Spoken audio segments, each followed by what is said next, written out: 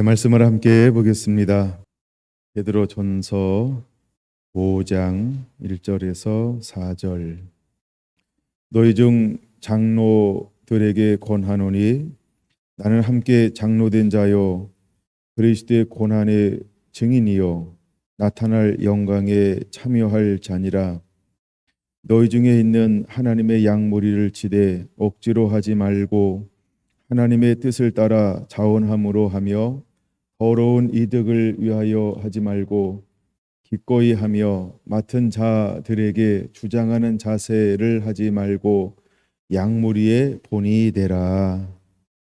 아멘. 그 말씀 안으로 24번째 시간입니다. 오늘 소제목은 양무리의 본, 이런 제목으로 함께 은혜를 나누겠습니다. 하나님의 사람들이 진리 안에 거하는 것이 얼마나 중요한지를 깨달아야 합니다. 그리고 진리 안에 거하면서 두 번째, 그 진리를 내가 어떻게 다루어야 하는지 굉장히 중요합니다.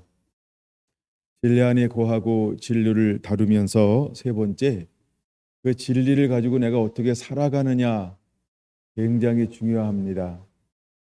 오늘 베드로전서 5장 1절에서 4절까지는 그런 부분들을 우리에게 보여주고 있습니다. 먼저 우리는 진리 안에 머물러야 합니다.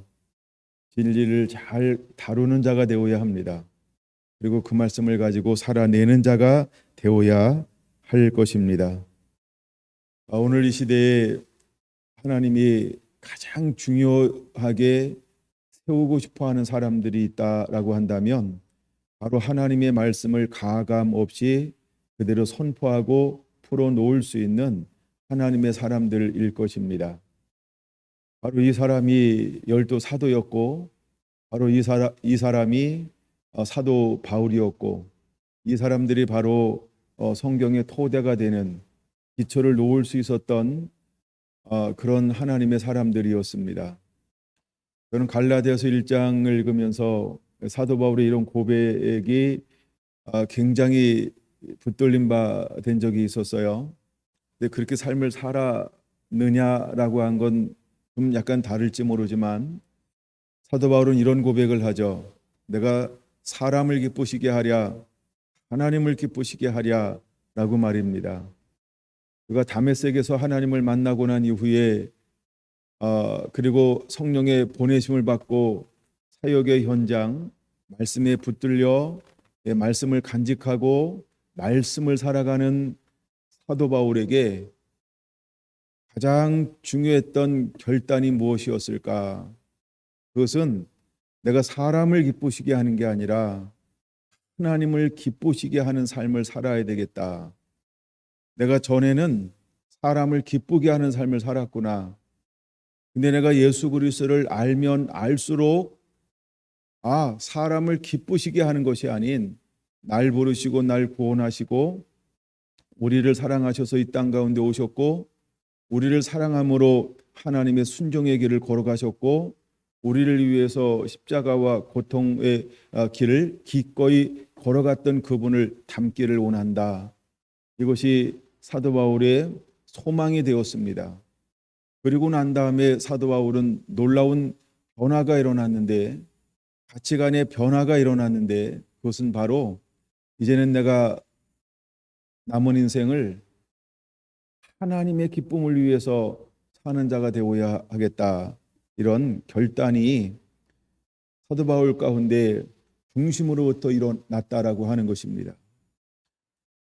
하나님의 말씀이 계시로 풀어지는 동시에 그는 더 이상 어찌할 수 없는 그 하나님의 기쁨이 되어 살 수밖에 없다라고 하는 이 사실을 하나님의 진리 앞에 그 삶을 굴복시켰던 사람이 바로 사도 바울이었던 것입니다. 여러분, 베드로는 예수님의 부름을 받고 많은 연약함도 있는 것처럼 보이지만 그러나 주님과 함께할 때 그는 수없이 다듬어졌고 그는 각기 제 길로 갔던 그 실패와 깨어짐의 경험을 통하여서 다시 사랑으로 찾아오셨던 그 부르심 앞에 그는 그 누구보다도 하나님을 사랑합니다. 이 말 속에는 무엇이 들어있냐 하면 나는 진리를 사랑합니다. 나는 진리를 사랑합니다. 이제는 하나님의 나라를 위해서, 이제는 하나님의 뜻을 위해서 살겠습니다. 하나님의 말씀은 그 말씀을 가지고 살아내는 것입니다. 마치 야고보 사도를 통해서 우리에게 말하고 있는 것처럼 행함이 없는 믿음 자체가 죽은 것이니라고 수없이 야고보서 2장에 말하고 있는 것처럼 베드로는 그것을 그냥 직감적이 아니고 그냥 영으로 알게 되었습니다. 아, 그렇구나. 내가 행함이 없는 믿음, 나의 열정, 나의 힘, 내가 무엇인가로 하려고 했던 것은 실패할 수밖에 없었구나. 그러나 이제는 진리를 따라서 하나님의 그 부르심을 따라서 사는 그 길이 가장 존귀한 길이고 영광된 길이지만 하나님의 진리를 따라 사는 그 길이 하나님을 가장 사랑하는 길이구나 라고 하는 이 단순한 진리를 그는 깨닫게 되었던 것입니다. 여러분과 구약이라고 하는 전체를 한눈으로 여러분들이 한번 쳐다봐 보시기 바랍니다. 구약에 하나의 흐르는 굉장한 흐름이 하나 있습니다. 그게 무엇이냐 하면 내 말을 가지고 지키는 자라는 겁니다. 이것 우리는 순종이라고 표현하고 있습니다. 여러분, 구약의 모든 흐름은 순종으로 기결이 되어질 것입니다. 우리가 하나님을 가장 사랑하는 방법이 무엇일까? 내 말을 가지고 지키는 자라야 나를 사랑하는 자니라고 요한복음에 말씀하지 않아도 우리가 충분히 구약을 한눈으로 바라보면 정말 하나가 보인다라고 하면 그것은 바로 하나님의 진리, 말씀을 가지고 그것을 순종하며 살아가는 것입니다. 그럴 때 하나님께서 모든 것들 우리에게 공급해 주시겠다라고 말하고 있습니다. 함께 동행해 주시겠다라고 말씀을 하고 있는 것입니다. 우리가 믿음으로 산다라고 하는 것이 무엇이냐 하면 그 자체가 고난이라고 하는 거죠. 그래서 오늘 베드로전서 5장 1절은 이런 고백을 하는 것입니다. 너희 중 장로들에게 권하노니라고 할 때 여기서 말하는 장로는 오늘날로 말하면 이렇게 말씀을 사역하는 사람들이죠. 우리가 목사라고 볼 수 있습니다. 더 넓게 해석을 한다라고 한다면 교회 안에 있는 모든 복음을 가지고 있는, 즉 말씀을 가지고 있는, 그래서 예수 그리스도의 이 복음을 전하는 모든 전도자들, 이렇게 확대 해석하는 분들도 많이 있습니다. 그럼 우리가 이 부분을 좁게 해석도 하기도 하고 넓게 한번 해석도 한번 해 봤으면 좋겠습니다. 그래서 이 말씀은 단순히 목사인 저에게만 해당되는 것이 아닌 우리 모든 성도들에게 함께 해당된다라고 하는 그 말씀으로 취하게 되기를 원하는 마음이 있기 때문입니다. 그래서 이것은 나를 향한 말씀이구나 라고 하는 그런 관점으로 한번 이 말씀을 취하시기를 바랍니다. 그럼 우리가 그에게 뭐라고 말하냐면 나는 함께 장로된 자요, 두 번째 그리스도의 고난의 증인이요, 세 번째 나타날 영광에 참여할 자니라 라고 본인을 이렇게 소개하고 있다는 것이지요. 예. 베드로는 함께 장로된 자였습니다. 베드로는 함께 그리스도의 고난의 증인이었습니다. 베드로는 나타날 영광에 참여할 자가 되었습니다. 이건 우리가 베드로의 일생, 베드로의 삶을 보면 부인할 수 없는 삶인 것이죠. 그 중에 하나가 두 번째 무엇을 말하고 있냐 하면 나는 그리스도의 고난의 증인이다 이렇게 말하고 있어요. 그럼 복음이라고 하는 게 뭘까? 이것은 바로 그리스도의 고난에 함께 참여하고 그것을 증거하는 것입니다.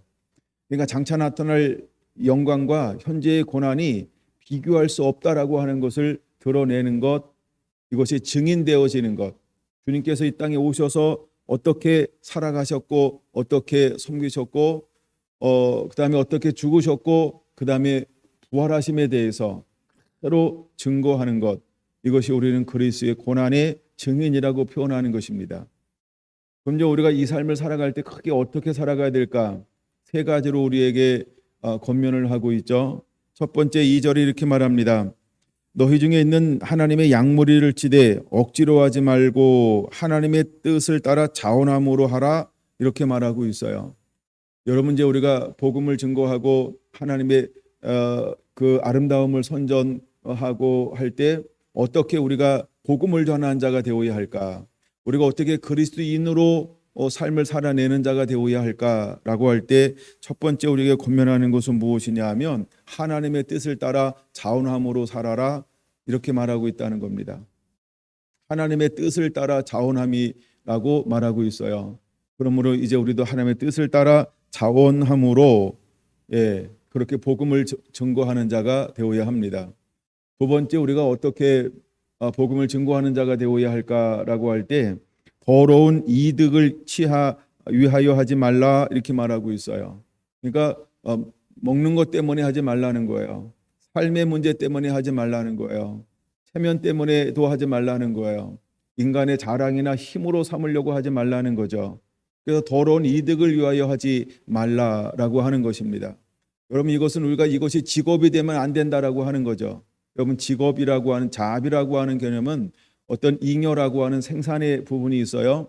무엇을 먹을까 마실까 입을까 이것 때문에 직업적으로 이거 하면 안 된다라고 말하고 있는 것입니다. 이것은 콜링이라는 거, 이건 미션이라는 거예요. 이거는 부르심이요, 이거는 사명이라고 하는 것입니다. 만약에 여러분 우리가 이 일을, 이건 대부분 우리가 또 목회자들에게는 아주 굉장히 더 깊이 다가올 부분이죠. 먹고 사는 문제 때문에 목회한다 그러면 내려놓아야 한다라고 하는 거죠. 더러운 이득을 위하여 이거 하지 말라는 거예요. 목회자들에게 굉장히 중요한 질문입니다. 오늘날도 실제로 삶의 현장, 목회 현장에 가면 이 부분이 결코 적은 부분을 차지하고 있는 건 아닙니다. 근데 하나님은 우리에게 분명히 이렇게 말하죠. 더러운 이득을 위하여 하지 말라라고 말입니다. 그 다음에 세 번째입니다. 3절에 이렇게 말하죠. 맡은 자들에게 주장하는 자세로 하지 말고 양무리의 본이 되라라고 말입니다. 주장하지 말고 양무리의 본이 되라는 것이죠. 억압하지 말고요, 본이 되라는 거예요. 먼저 앞서 가라는 거죠. 먼저 여러분, 우리가 하나님의 섬겨내기를 원하고 섬기는 자가 되기를 원한다, 이렇게 말하고 있어요. 제가 전체 카톡에 글 하나 올려놨어요. 영상도 올려놨고, 영상은 함께 볼 거고요. 글은 듣기만 해도 되고 아니면 같이 올라온 글을 들으면서 해도 됩니다. 시간이 약 한 25분 정도 되는데 이 부분은 우리에게 시사하는 바가 굉장히 많기 때문에 오늘은 한번 그 메시지 전체를 그냥 풀로 한번 들어보면 어떨까, 이런 생각을 해서 풀로 한번 준비해 봤어요. 준비됐죠? 주님만이 영광을 받으시기 바랍니다. 할렐루야. 오늘은 모처럼 한국교회가 하나 되어서 1907년 평양에서 일어난 대부흥을 기념하는 뜻깊은 날입니다. 이러한 역사적인 예배에 저와 같이 자격 없는 사람이 설교를 맡게 된 것은 너무나 두려운 일이 아닐 수가 없습니다. 은혜를 가로막는 악한 종이 되지 않도록 특별히 기도해 주시기를 바랍니다. 100년 전 한국교회는 복음을 받아들인 지 불과 반세기가 되지 않았습니다. 믿는 사람도 3, 4만 명에 불과했습니다. 이렇게 나약한 한국교회를 하나님이 특별히 찾아오셔서 성령의 불을 부어주셨습니다. 원산에서 타오르기 시작한 성령의 불길은 평양에서 그 절정을 이루었고 그 후에 연이어 한반도 곳곳으로 퍼져나갔습니다. 그러자 수년 사이에 수십만 명이 예수를 믿고 교회로 들어오는 놀라운 부흥이 일어났습니다. 그 후 나라가 기울자 교회는 사경회라든지 항일운동이라든지 사회 계몽에 앞장서면서 절망에 빠진 백성들을 끌어안아 줄 수 있었습니다. 교회가 핍박을 받을 때에는 순교의 피를 흘려 한국교회의 등불이 꺼지지 않도록 하였습니다. 어디 그뿐입니까? 세계가 주목하는 오늘의 한국교회를 가능케 한 뿌리가 어디에 있다고 생각합니까? 저는 평양 대부흥이라고 확신합니다. 이런 전무후무한 은혜를 100년 전에 이 땅에 허락하신 하나님을 우리가 어찌 찬양하며 경배하며 영광을 돌리지 않겠습니까? 우리가 평양 대부흥을 돌아보면서 무엇보다도 특별히 주목해야 할 중요한 사실이 하나 있습니다. 그것은 성령의 기름 부으심과 함께 강력한 회개 운동이 일어나기 시작했다는 사실입니다. 이것은 우리가 흔히 아는 그런 회개가 아니었습니다. 성령께서 죄를 자복하도록 몰아붙이지 아니하면 절대로 일어날 수 없는 불가사의한 회개였습니다. 당시 기록을 보면 전에는 경험하지 못한 무시무시한 죄의 공포가 우리 위에 임하였다는 말이 있는가 하면 아무도 그것을 피하여 도망할 수 없었다는 말도 기록되어 있습니다. 이런 이유로 장대현 교회에 모였던 선교사들과 교인들은 밤새도록 가슴을 치고 통곡하면서 숨은 죄를 토해 놓았습니다. 이런 초자연적인 회개를 경험하면서 한국 교회는 세상 앞에 새로운 모습을 보여줄 수가 있었습니다. 우리가 왜 100년 전의 부흥을 다시 사모하고 기다리는 것입니까? 가장 절박한 이유는 한국교회 다시 살아나야 하기 때문입니다. 한국교회 다시 살아나야 하기 때문입니다. 한국교회가 사는 길은 100년 전과 같이 성령의 기름 부음을 받고 교회 안에 있는 악한 것들, 우리 안에 있는 더러운 것들을 다 쓸어내는 회개밖에 없다고 저는 믿습니다. 우리는 한국교회 이래서는 안 된다는 탄식을 오래전부터 듣고 왔습니다.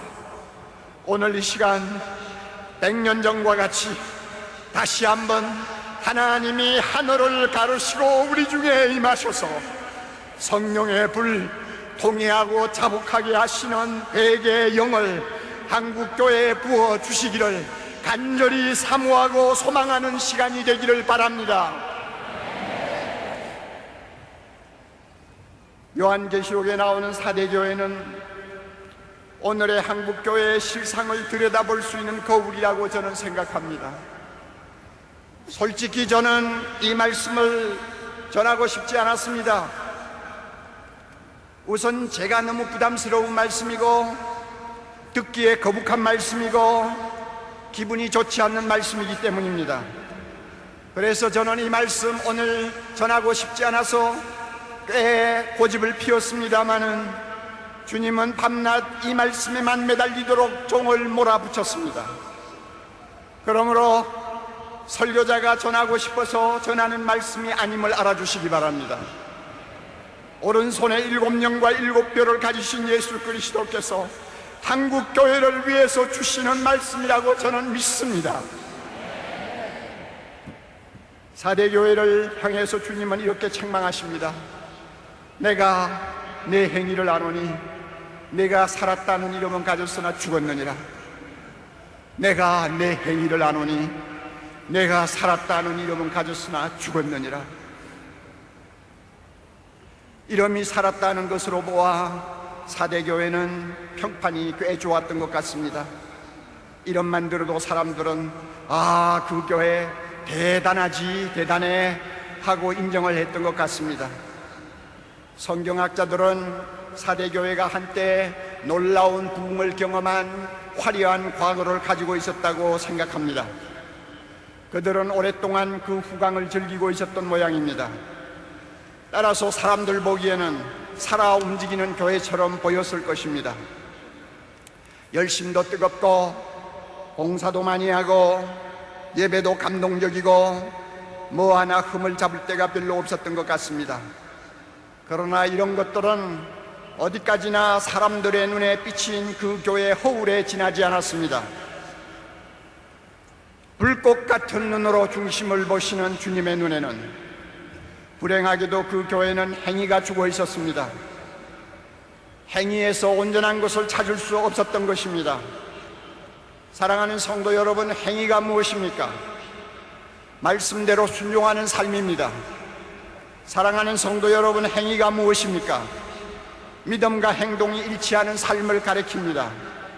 4대 교회 안에는 몇 사람을 빼고는 그렇게 사는 자들이 거의 없었던 것입니다. 저는 4대 교회를 보면서 오늘의 한국 교회를 보는 것 같다는 불안을 감출 수가 없습니다. 우리는 수십 년 동안 기적 같은 부흥을 경험한 화려한 과거를 가지고 있습니다. 지금도 우리는 그것을 자랑하고 있습니다.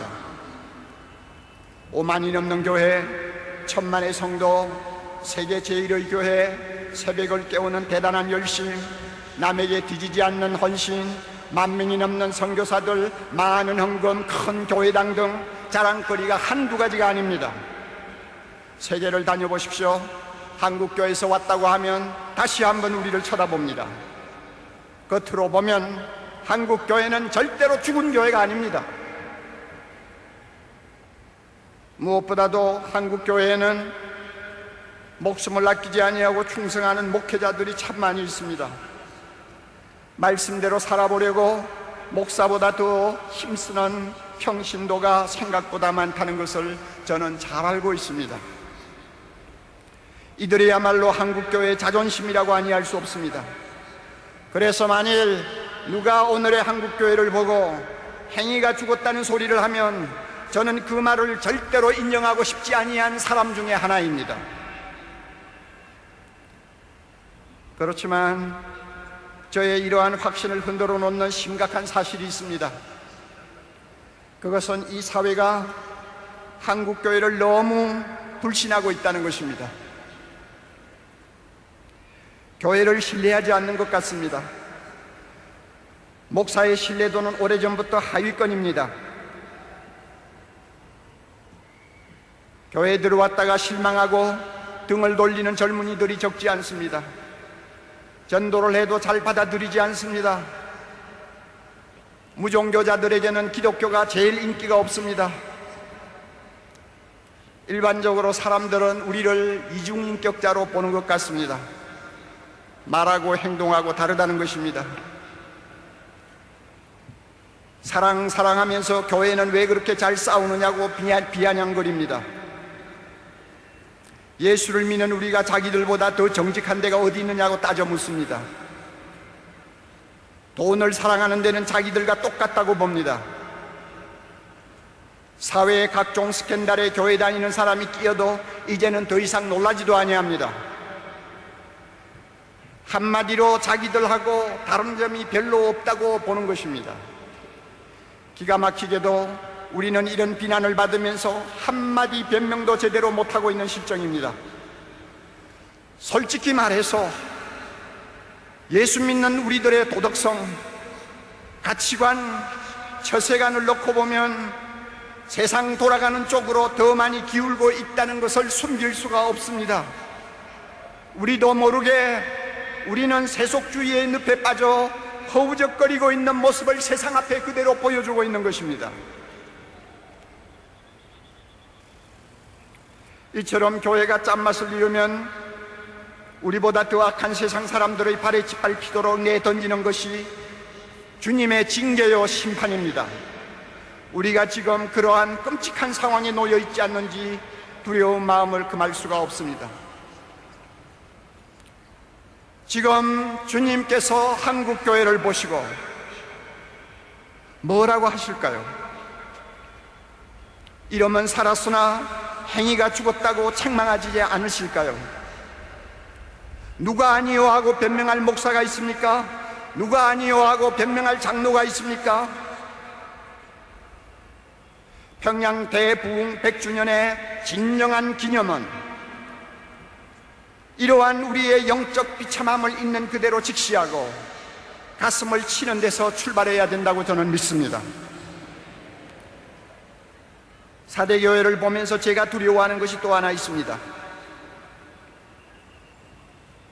7뼈를 손에 쥐신 예수님께서 행위가 죽은 교회의 책임을 지도자에게 묻고 계신다는 것입니다. 4대 교회 사자에게 편지하라. 4대 교회 사자에게 편지하라. 사자는 교회 지도자요 목회자를 가리킵니다.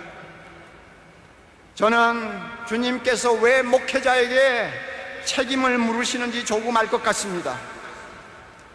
수십 년 목회를 하면서 목사의 입장에 서면 이러면 요란하지만 행위가 죽은 교회를 만드는 것은 별로 어렵지 않다는 것을 저는 터득하게 되었습니다. 어떻게 하면 되는지 여러분 아시고 싶습니까? 이렇게 하면 됩니다. 목사가 말씀을 가르치거나 설교를 하면서 복음을 조금씩 변질시키면 됩니다. 그리고 나중에는 복음이 얼마나 변질되고 있는지조차도 모를 정도로 둔감해지면 됩니다. 그러면 교회는 이름만 살았고 행위는 죽어질 수 있습니다. 우리가 잘 아는 바와 같이 복음이란 누구든지 예수를 믿으면 구원받는다고 하는 기쁜 소식입니다. 그러나 이 복음에는 진리의 양면성이 들어있습니다. 구원은 믿음으로 받지만 그 믿음의 진가는 순종하는 행위로 검증받아야 한다는 것입니다. 따라서 믿음이 구원의 절대적인 요소라고 한다면 행위는 구원의 필연적인 요소가 됩니다. 우리는 구원받기 위해 순종하는 것이 아니라 구원받았기 때문에 순종하는 사람들입니다. 그러므로 믿음과 행위는 따로 놓고 생각할 수가 없습니다. 예수님은 이 사실을 가리켜서 좋은 나무와 좋은 열매로 비유를 하셨습니다.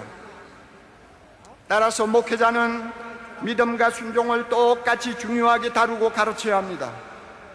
믿음으로 구원 얻는다는 로마서를 설교했으면 행함이 없는 믿음은 죽었다는 야고보서도 진지하게 가르쳐야 하는 것입니다. 청중은 원래 귀에 듣기 좋은 말씀을 선호하는 경향이 높습니다. 믿기만 하면 구원받는다고 하면 모두가 아멘 합니다. 믿음만 있으면 하늘의 복도 받고 땅의 복도 받을 수 있습니다 하면 할렐루야 하고 열광합니다.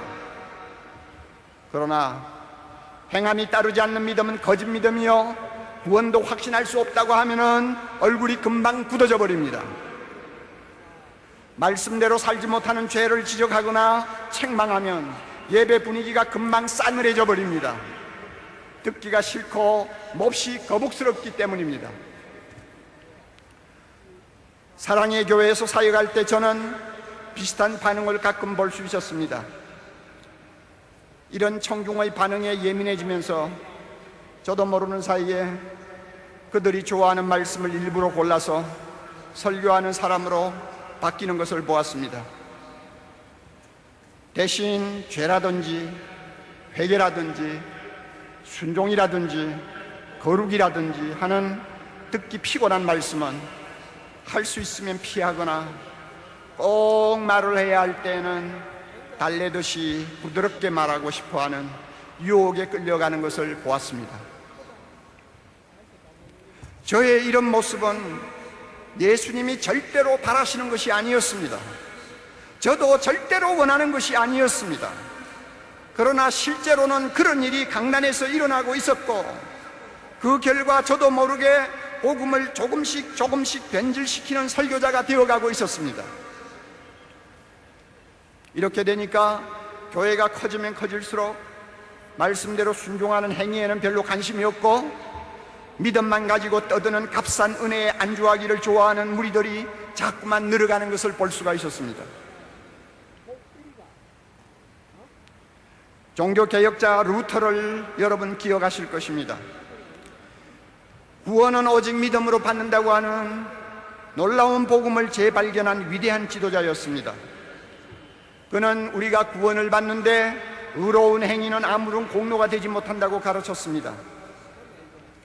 그는 비텐브루크에서 34년간 4,000번 이상 설교를 했습니다. 그러나 믿음을 일방적으로 강조하는 루터의 신학을 제대로 이해하지 못한 사람들은 그의 메시지를 곡해하기 시작했습니다. 순종하는 행위에 대해서는 별로 관심을 두지 않는 사람들이 되어가고 있었습니다. 믿기만 하면 구원받는데 죄 좀 지었다고 해서 그게 뭐가 그렇게 대단한 거냐 하면서 자기 욕심대로 살기를 좋아하는 사람들이 되어가고 있었습니다. 따라서 그 도시는 믿음의 방종이 난무하는 타락한 사회가 되어갔습니다. 이런 기막힌 상황을 지켜보면서 루터는 자기 설교에 대한 확신이 흔들리기 시작했습니다. 그래서 한동안은 설교를 그만두었습니다. 그리고 그는 이렇게 단식했다고 합니다. 선한 양심을 가진 목사라면 설교하기보다 차라리 수레를 끌고 도를 운반하는 편이 낫겠다 라고 했습니다. 사랑하는 성도 여러분, 루터가 우리에게 주는 아주 값진 교훈이 하나 있습니다. 그것이 무엇인지 압니까? 교회의 지도자가 복음을 가르치면서, 복음을 전하면서 믿음만 일방적으로 강조하고 믿음의 열매가 되는 행함을 등한히 다루든지 무시하면 입만 살고 행위가 죽어버리는 4대 교회가 되어버릴 수 있다는 것입니다. 사도행전 20장 20절을 보면 바울은 유익한 말씀은 무엇이든지 공중 앞에서나 각 집에서나 거리낌 없이 전하고 가르쳤다고 했습니다. 그러나 저 자신을 포함하여 한국교회 많은 지도자들은 바울처럼 무엇이든지 거리낌 없이 전하는 용기를 잃어버리고 있는 것 같습니다. 단 것은 먹이고 쓴 것은 할 수 있으면 먹이지 않으려는 나쁜 설교자가 되어가고 있는 것 같습니다. 이런 설교자는 청중에게 인기가 있어서 사람들을 많이 끌어모으는 데는 성공할지 모르나 행위가 죽은 교회를 만드는 것은 시간 문제라고 저는 생각합니다. 한국교회 지도자 여러분, 복음을 변질시켰다는 주님의 질책에서 자유로울 수 있는 사람이 우리 가운데 몇이나 됩니까? 입만 살았고 행위가 죽어버린 교회를 만든 책임은 너에게 있어 하고 따지신다면 나는 아니요 하고 발을 뺄 수 있는 목회자가 몇 사람이나 됩니까? 평양 대붕의 진정한 기념은 복음을 변질시키고 행위가 죽은 교회를 만든 죄를 넣고 가슴을 치는 목회자들의 회개로부터 시작되어야 한다고 저는 믿습니다. 이것이 한국교회를 향하신 간절한 주님의 소원이라고 저는 확신합니다. 주님은 행위가 죽은 4대 교회를 향해 회개하라고 명하십니다. 회개만이 살 길이라는 것입니다. 한국교회를 향해서도 똑같은 명령을 하고 계신다고 저는 믿습니다. 그러나 여러분, 답답한 일은 우리 힘으로 회개가 잘 안 된다는 것입니다. 다 해보셔서 아시지 않아요? 우리 힘으로 회개 잘 못합니다. 입으로 잘못했다는 말은 수없이 할 수 있지만 죄를 끊어버리고 단호하게 돌아서는 거룩한 결단은 잘하지 못합니다. 그래서 100년 전에 하디 선교사가 하던 회개, 길선주 장로가 하던 회개, 무명의 성도들이 밤새도록 추운 겨울밤 찬마룻바닥에 엎드려 땅을 치며 통곡하던 그 회개를 오늘 한국교회에서는 찾아볼 수가 없게 된 것입니다. 그들에 비해서 우리는 엄청나게 많은 죄를 더 짓고 사는 사람임에도 불구하고 오늘날 회개는 점점 한국교회에서 형식적인 것이 되어버리고 말았습니다. 이것이 오늘 한국교회의 생명을 서서히 죽이는 암과 같은 존재라고 생각합니다. 우리가 진정한 회개를 하고 세상 앞에 새 옷을 갈아입으려면 성령께서 회개할 힘을 우리에게 주셔야 합니다. 통회하고 자복하고 버리는 결단을 할 수 있도록 성령이 우리를 도와주셔야 합니다. 우리의 힘으로는 안 됩니다. 우리의 능으로도 안 됩니다. 오직 하나님의 신으로 할 수 있습니다. 한국 교회는 하나님의 성전된 우리를 깨끗하게 청소하실 성령의 초자연적인 역사가 절실히 필요합니다. 이를 위해 100년 전과 같이 하나님께서 하늘을 가르시고 이 땅에 강림하셔서 아낌없이 부어주셨던 성령의 불, 회개의 영을 다시 부어달라고 힘을 다해 부르짖어야 될 것입니다. 부르짖고 문을 두드리면 주님께서 응답하실 줄 믿습니다. 너희가 악할지라도 자녀에게 좋은 것을 줄 알거든 하물며 하늘에 계신 너희 아버지께서 구하는 자에게 성령을 주시지 않겠느냐? 성령을 주시지 않겠느냐? 성령을 주시지 않겠느냐? 성령을 주시지 않겠느냐? 우리 하나님의 약속입니다. 한국교회가 진정으로 회개하고 죽은 행위를 벗어버리면 아직도 죽음의 권세 아래서 신음하고 있는 이 백성을 구원할 수 있다고 믿습니다. 한국교회가 믿음과 행함이 일치하는 온전한 복음을 다시 회복하면 온갖 더러운 죄로부터, 그 죄에서 나는 악취로부터 이 사회를 치료할 수 있다고 믿습니다. 한국교회가 성령의 능력을 다시 입으면 북한에 무너진 교회를 우리 모두 다시 일으킬 수 있다고 믿습니다. 한국교회가 성령의 거룩한 불이 타오르는 용광로가 되면 주님께서 21세기 세계를 위해 가장 중요한 일에 우리 한국교회에 불러주실 줄 믿습니다. 두 손을 높이 들고 여러분 따라합시다. 주여, 한국교회를 살려 주옵소서. 한국교회를 살려 주옵소서. 통회하고 자복하는 영을 도와주시옵소서. 도와주시옵소서.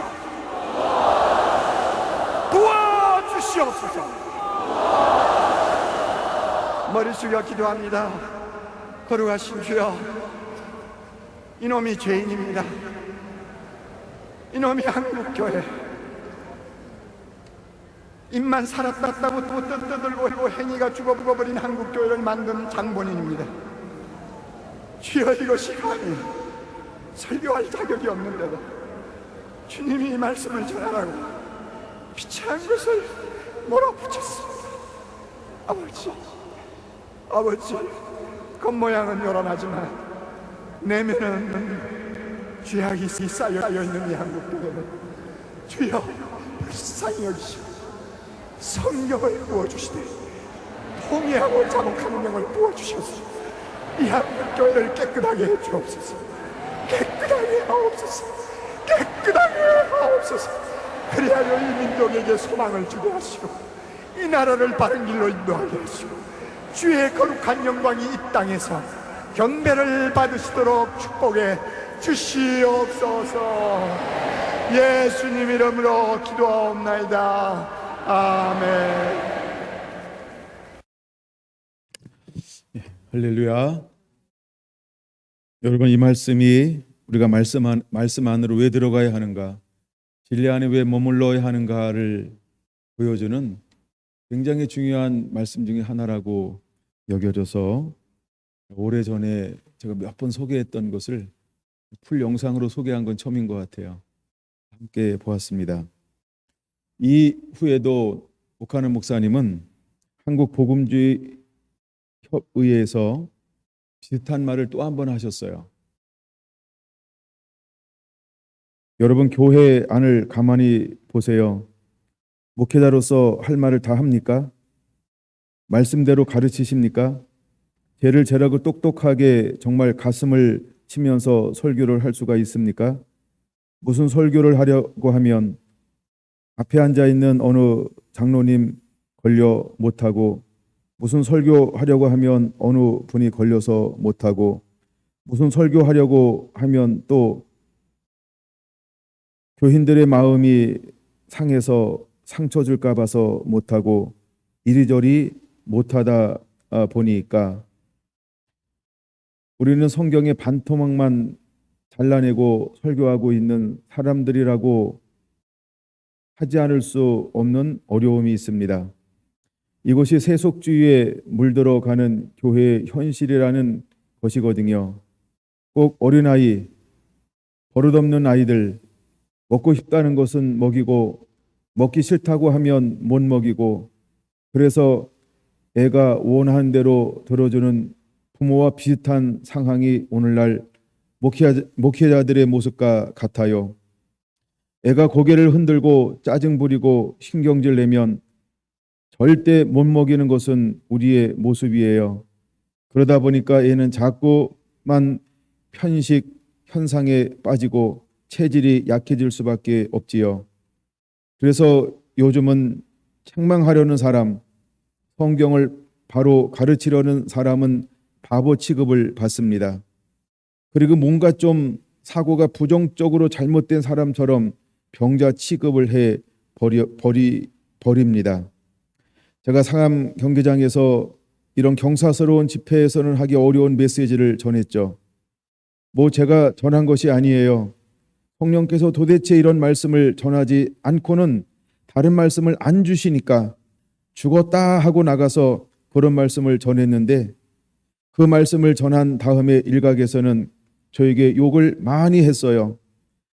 그 경사스러운 시간에 뭐 그리 부담스러운 말씀을 전하냐 이러면서 아주 좋지 않게 평가하는 사람들이 있다는 것을 제가 보았어요. 그것도 교육자들이 그랬어요. 그래서 오늘날 현실이 보통 심각하지 않구나 하는 생각을 제 나름대로 많이 하게 되었습니다. 은퇴를 하고 나서 매일 집에서 집사람이랑 가정 예배를 보는데 성경을 한 장 한 장 넘어가는데 기가 막히는 거예요. 복음은 좋아요. 복음은 읽으면 행복하고 감사하고 그 복음을 적용하면 적용하는 면으로 넘어가면 숨이 콱콱 막히는 거예요. 왜냐하면 내가 그렇게 살지를 못하니까. 그리고 가만히 돌이켜 보면 내 목회 때 이 말씀을 정말 하나님의 말씀으로 전한 일이 몇 번 있느냐? 한 번도 전하지 못한 말씀이 수두룩한 거예요. 왜 전하지 못했느냐? 교인들이 부담스러워하니까, 또 그런 말씀을 자꾸 전하면 부정적으로 생각하는 목사님들처럼 들리니까 자연히 기피하게 되는 것이지요. 그래서 지금 집에서 성경을 보면서 저 자신이 하나님의 말씀을 꺼리낌없이 가감하지 않고 말씀대로 전하는 목회자들의 양심을 빼먹고 25년 사역을 했구나 하는 저 자신의 가책과 아픔을 많이 느낍니다. 여러분, 이 고백을 들으면 여러분 어떤 마음이 드나요? 여러분, 이분이 어떤 분인지 아시죠? 아마 이분을 한국교회에서 존경하지 않을 사람이 아무도 없을 거예요. 특히 목회자라고 한다면 전부 닮고 싶은 목회자 중에 한 분, 아주 대표적인 분입니다. 저는 상암경기장에서 이 설교를 할 때요, 너무너무 흥분이 됐어요. 이야, 이분이 진짜 변화되면 한국은 개혁된다. 제가 10년 전에도 이걸 계속 몇 번씩 얘기했을 거예요. 제가 왜 그렇게 얘기하는지 배경 아시죠? 저는 그런 영향력이 없어요. 근데 오카노 목사님은 그 영향력이 있어요. 그 파워가 있어요. 그 힘이 있어요. 그 배경이 있어요. 그래서 이 말씀을 들을 때 저는 일말에 흥분이 있었어요. 야, 이분이 은퇴하고 변화됐네. 야, 이분이 도대체 안 하던 말씀을 전하시네. 뭔 일이 있었을까? 이 메시지가 이분에게 심령에서 정말 나온 거라고 한다면 이거 희망이 있다. 가능성이 있다. 한국이 변화될 수 있다. 개혁되어질 수 있다. 그리고 나서 몇 번 토론회 하는 것을 보았어요. 한국에 내노라 학원 4인방이 있어요. 목회자들은 거의 다 합니다. 그분들이 나와서 토론회를 하는 걸 봤어요. 굉장한 기대감으로 봤어요. 그런데 얼마나 지나지도 않아서 그 토론회를 벌인 건데 나는 거기서 이 목사님이 꼬리 내리는 것을 봤어요. 꼬리를 내리더라고요.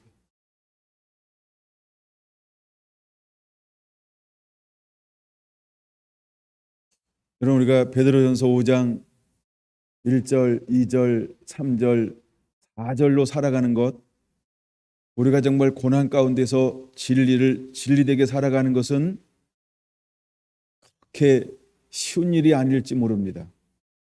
그러나 하나님은 어떤 사람들을 통해서 일할 것이냐 하면, 여러분, 우리가 이제 하나님의 부름받은 하나님의 사람으로서 하나님의 말씀을 가감없이 그대로 주시는 것을 토해낼 때 하나님은 크고 작음을 떠나서 영향력이 많든 적음을 통해서 하나님은 그 사람을 통하여 일하실 거라고 하는 것입니다.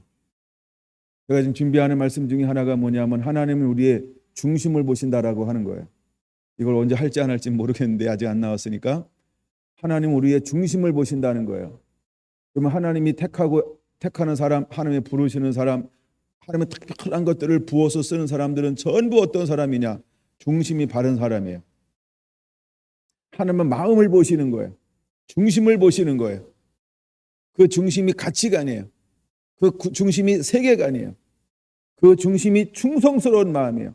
변질되지 않는 거예요. 변질되지 않는 거예요. 물러서지 않는 거예요. 타협하지 않는 거예요. 어떠한 상황 속에서 미숙함이 있을지 모르지만 그는 물러서지 않아요.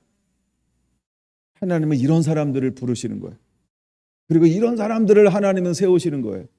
그리고 이런 사람들을 통하여 하나님은 놀라운 계시를, 하늘의 은혜를 부어주는 거예요. 여러분, 하늘의 비밀한 계시들을 누구한테 하나님께서 부어주려고 예비하고 있을까? 바로 그런 사람들이라고 하는 거예요. 여러분, 우리가 어떤 사람으로 일어나야 할까? 왜 우리가 말씀 안으로 들어가야 할까? 왜 우리가 진리 안에 머무르는 자가 되어야 할까? 여러분, 하나님은 어떠한 대가가 그 앞에 놓여 있다 할지라도 그 길을 걸어갈 수 있는 사람, 정말로 그 상황을 만나면 가감없이 그것을 외치고 선포할 수 있는 사람, 하나님이 그런 사람들을 찾는 거예요. 여러분, 성도의 숫자는 그리 중요하지 않을지 몰라요. 중요한 거는요, 하나님이 주시는 가감없는 그 말씀을 받아 먹을 수 있는 성도, 그런 교회가 중요한 거예요. 하나님은 그 교회를 통해서 다시 한번 일하실 거예요. 하나님께서 마지막 주 오심을 예비할 때 여러분 한 마음 한 뜻이 되어서 부르심을 향하여 함께 일어날 수 있는 그런 마인드를 가지고 있는 교회, 하나님이 그 교회를 통하여 일하실 거라고 하는 것입니다. 이제는 그런 교회가 되어야 할 줄로 믿습니다. 만약에 우리가 그런 준비가 되지 않았다라고 한다면 여러분 최소한 걸림은 되지 않아야 합니다. 그리고 하나님이 일하시겠다라고 할 때 여러분 우리는 그 하나님의 부르심 앞에 그대로 일어나는 교회가 되어야 할 줄로 믿습니다. 여러분, 하나님은 그런 교회를 찾고 부르시고 있기 때문인 것입니다. 할렐루야, 할렐루야. 글 하나를 좀 더 한번 하나 읽어드릴게요. 릭조이너 목사님의 책에 보면 이런 부분이 있어요. 교회가 시작되게 된 첫 세기부터 복음은 사람들이 받아들이기 쉽고 사람들과의 언쟁을 피하기 위해 조금씩 변질되어 왔습니다. 이러한 경향은 그들의 귀에 거슬리지 않고 좋게 들릴 수 있으나 경감된 믿음을 전해 경감된 믿음을 전한 종으로 인해 교회와 신실한 하나님의 진리에 많은 문제점을 가져왔습니다. 이것은 진리가 심히 왜곡되기에 이르렀으며 그로 인해 많은 위식자들에게 자리 잡게 됨으로 말미암아 현재의 교회는 역사상 가장 어두운 가운데 놓이게 되었습니다. 그런 가운데 이러한 점진적인 어두움에 대항하는 진리와 빛 또한 함께 존재해 왔습니다. 이 진리와 빛은 사람보다 하나님을 기쁘시게 하려는 진정한 제자와 리더들을 통해 발전해 왔습니다. 복음을 타협하려는 유혹을 던져버리고 다른 사람들이 뭐라 해도 하나님 앞에 진리만을 보며 살려고 하는 사람들에 의해 진리의 빛은 유지되어 왔습니다. 이러한 이유로 복음을 회복하려는 이들은 불가피하게 더 많은 논쟁과 갈등 가운데 있어 왔습니다. 그러나 이것은 우리가 그것이 얼마나 하나님을 기쁘시게 하는 것인 줄을 안다면 이러한 대가가 또한 얼마나 작은 것인지를 알게 될 것입니다. 이제 마지막 시대로 나가고 있는 우리는 사람을 두려워하지 않고 오직 주님만을 기쁘시게 하는 순종하는 자들이 진정한 사도요 지도자로 세움받게 됨을 볼 것입니다. 이들은 지구상에서 가장 위험한 인물들로 여겨질 것이며 실제로 하나님보다 사람들을 위해 세워진 자들에게 위험한 존재가 될 것입니다. 비록 이러한 진정한 리더들과 사도들이 아직 많지 않지만 오로지 주님의 뜻에 의한 동기를 가진 사람들이 우리 가운데 분명히 존재합니다. 그들은 천국의 효모입니다. 여러분, 그는 진리와 복음이라고 하는 글에서 어떻게 우리가 진리를 가지고 살아야 하는지에 대한 것들을 보여주고 있어요. 여러분, 우리가 이 시대에, 또 특별히 코로나19 이 시대에 우리가 어떤 믿음을, 또 우리가 어떤 걸 겸비해야 되는지를 다시 한번 생각하고 깨닫게 되는 그런 시간들이 되기를 좀 원합니다. 여러분, 환난이나 고난은 단순히 힘들고 어려움만 오고 불편함만 가져다 주는 것이 아닙니다. 하나님은 이것을 통해서 우리에게 뭔가를 보기를 원한다. 하나님은 이것을 통해서 우리가 뭔가 경성하고 깨닫기를 원한다라고 한다면, 여러분, 우리에게 가장 중요한 핵심은 무엇이 되어야 할까요? 바로 진리에 대한 회복이어야 합니다. 진리가 회복되어져야 합니다. 하나님의 나라가 회복되어져야 됩니다. 하나님의 뜻이 회복되어져야 합니다. 우리의 마음속에 하나님의 빛이 비춰져야 하는 것입니다. 이제는 우리가 이 말씀대로 내가 살고 있는가? 내가 과연 이 말씀을 그대로 붙잡고 이 빛을 그대로 증거하고 있는가? 여러분, 우리는 이것을 점검해 보아야 할 것입니다. 단순히 이것이 어려움이다, 예배를 못하게 한다, 압제다, 뭐 여러 가지 많은 말로 표현할 수 있어요. 그러나 우리가 그런 수많은 것들을 표현하기 전에 먼저 우리는 하나님과 나 사이에서 내가 하는 게 바르게 서 있는가를 한번 점검해 보는, 그걸로 나를 뒤돌아봤으면 더 좋겠습니다. 여러분, 하나님 우리가 그렇게 되기를 원하고 있기 때문인 것입니다. 여러분, 거룩이라고 하는 카도시에는 이런 뜻이 있어요. 밝다라고 하는 뜻이 있는 것입니다. 그건 빛이라고 하는 말이죠. 이건 따뜻하다라고 하는 뜻이 있어요. 이것도 빛이라고 하는 것입니다. 새롭게 한다, 이런 뜻이 있어요. 빛과 소금이라고 하는 것이죠. 여러분, 카도시, 이 거룩이라는 이 말에는 헌신하다, 이런 의미가 들어있는 것입니다. 여러분, 오늘날 이 시대에 하나님은 우리가 이 고난을 통해서, 연단을 통해서, 시련을 통해서, 압박을 통해서, 조롱과 멸시와 천대를 통해서 점점 한국교회가 좁아지고 있는 상황처럼 우리가 보이지만, 그러나 하나님은 그 좁아진 상황 속에서도 하나님의 사람들이 무엇을 나타내고 드러내기를 원하실까? 정말 우리 안에 카도시, 여러분, 거룩함이 있어야 합니다. 성결함이 있어야 할 줄로 믿습니다.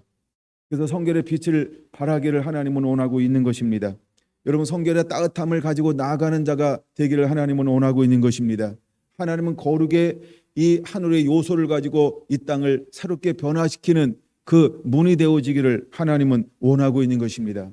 여러분, 모두가 다 안 된다, 성장이 안 된다, 그 다음에 복음 전할 수 없다, 여러분 정말 욕먹는다, 다 거부한다, 여러분 그런 환경 가운데 이제 우리는 거룩한 삶, 성결한 삶을 가지고 나아가 여러분 그들을 위하여 헌신하는 그 하나님의 사람으로 여전히 우리는 일어나야 할 줄로 믿습니다. 이것이 오늘 베드로 전서 5장 2절에서 말하고 있는 이 너희 중에 있는 하나님의 양머리를 치되 억지로 하지 말고 하나님의 뜻을 따라 자원함으로 하며 라고 하는 더 깊은 의미일 것입니다. 여러분, 하나님은 우리에게 무엇을 요구하고 있는가? 이제 억지로 하지 말라는 것입니다. 우리가 신앙생활 억지로 하지 말라는 것입니다. 우리가 믿음생활 억지로 하지 말라는 것입니다. 우리의 기도생활 억지로 하지 말라는 것입니다. 우리가 말씀을 매일 묵상하고 읽는 것, 이거 억지로 하지 말라는 것입니다. 우리가 어떻게 하길 하나님은 원하고 있을까요? 하나님의 뜻을 따라 자원함으로 하라는 것입니다. 이것이 기쁨이 되어야 합니다. 이것이 즐거움이 되어야 합니다. 이것이 행복이 되어야 합니다. 우리 안에 감격이 넘쳐야 할 줄로 믿습니다. 우리는 무엇인가 달라야 한다라고 하는 것이죠. 우리는 땅에 속한 것이 아니고 하늘에 속했기 때문에 그런 것입니다. 우리는 하나님의 전사들인 것입니다. 우리는 하나님을 드러내야 할 빛이기 때문에 그렇습니다. 우리는 세상에서 나를 희생하고 헌신하여 세상을 살려내야 할 빛과 소금이기 때문에 그런 것입니다. 하나님은 누군가의 거룩한 자의 헌신을 통해서 잃어버린 수많은 영혼들을 살려낼 수 있는 유일한 희망이기 때문에 그런 것입니다. 여러분, 하나님의 미랄이 되셨던 예수님이 이 땅의 희망이었던 것처럼 하나님은 여러분들이 희망이기를 원하는 겁니다. 그러기에 우리는 기꺼이 하나님의 뜻을 따라 기쁨과 즐거움과 자원함으로 헌신할 수 있는 이 삶의 길을 걸어내야 할 줄로 믿습니다.